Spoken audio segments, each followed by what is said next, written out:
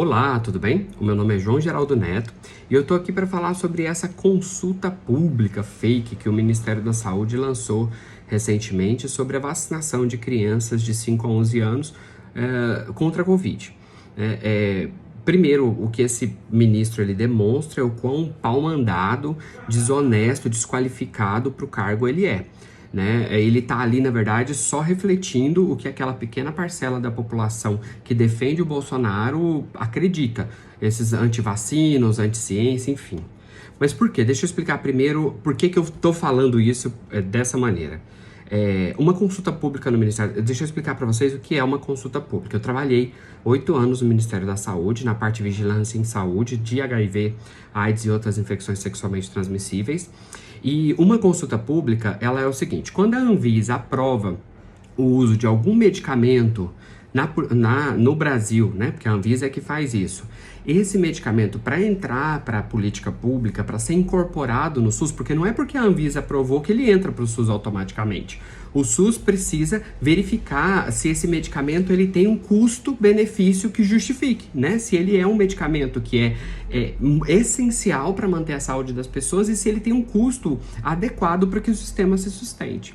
Então ele é aberto uma consulta pública no site do Ministério da Saúde, onde pessoas que estão envolvidas com essa situação, com essa causa, como por exemplo profissionais, cientistas, eles possam opinar, fortalecendo ou enfraquecendo a sugestão do Ministério, porque o Ministério dá uma sugestão para aquele determinado assunto, né? Por exemplo, um medicamento do HIV foi aceito no Brasil pela Anvisa, foi dado como seguro, e aí o Ministério vai e fala assim: olha só, para a gente incorporar ele no SUS, eu preciso que tenha evidências mais sólidas. Por quê? Porque isso faz parte da democracia.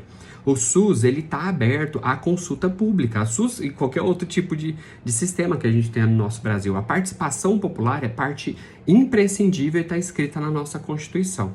Então, para isso é que essas consultas públicas são feitas, para que se tenha uma base mais sólida na hora de fazer a incorporação de um medicamento ou de uma vacina no Sistema Único de Saúde. O que acontece do meu desconforto de falar sobre essa desonestidade desse ministro, que não é, né, um ministro da Saúde nunca, ele é uma pessoa que está ali politiqueiro, que está usando o Ministério da Saúde como palanque, porque ele vai se candidatar na próxima eleição, podem anotar, é que a consulta pública ela é feita com perguntas totalmente sim e não. Isso não é uma consulta pública, isso não é um plebiscito, né? A consulta pública ela é técnica e científica, e ela é feita com viés nas perguntas. Ela está sendo feita para poder induzir a pessoa a dar a resposta que o Ministério quer. O que é muito perigoso nisso é porque ele não tem uma base científica. Qualquer pessoa pode opinar, não tem nenhum tipo de certificação. Você entra lá, você coloca 1, 2, 3, 4, 5 no CPF, ele aceita. Não existe uma regra que evite que a pessoa possa opinar apenas uma vez, porque é assim, né? Onde todo mundo pode opinar. Até porque esse formulário do Ministério tem um limite, tipo 50 mil opiniões. Como isso circula muito pela internet, na milícia digital do presidente da República, é muito fácil atingir os 50 mil opiniões sem nenhum tipo de base científica. E é muito perigoso o Ministério usar esse tipo de resultado de pesquisa, de enquete, isso é uma enquete, isso não é uma pesquisa, de uma enquete virtual como base para definição de política pública no nosso país. Principalmente quando a gente está falando da ciência, da racionalidade contra o obscurantismo. Isso é muito perigoso. E a gente não pode deixar isso acontecer. Claro que já tem acontecido, tem um monte de gente reclamando, contestando. Os secretários de saúde de todo o país disseram que nenhum país vai adotar isso, mas o simples fato de ter esse tipo de orientação causa confusão na cabeça das pessoas.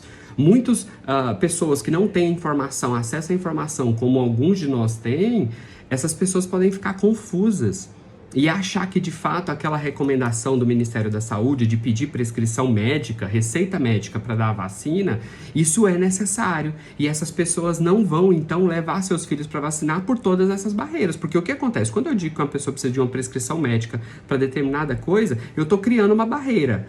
Para vacinação isso não deve existir. A não ser vacinas específicas que estão prescritas ali no CRIA, né, por exemplo. Mas, no geral, isso não pode.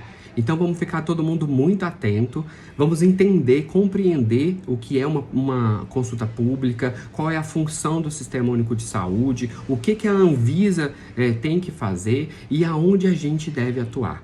Não vamos deixar isso acontecer e a gente tem que tomar atitudes, a gente tem que falar ali com os nossos deputados que a gente conhece, com quem quer que seja, e fazer mobilização social contra esse tipo de autoritarismo, anti-ciência, que está prejudicando e continua matando, mesmo quando a gente acha que essa pandemia está acabando. É por causa desse tipo de pessoas que essa pandemia não acaba nunca, que a gente vive esse inferno há mais de 2 anos e que a gente vai continuar vivendo isso porque a gente não consegue adotar todos os mecanismos que a gente tem de prevenção, porque existe um negacionista na presidência da República que aparelhou todo o sistema do executivo com o que ele pôde, com os negacionistas padrão, né, com que eles seguem a mesma linha de raciocínio. É isso. Muito obrigado. Até mais. Tchau, tchau.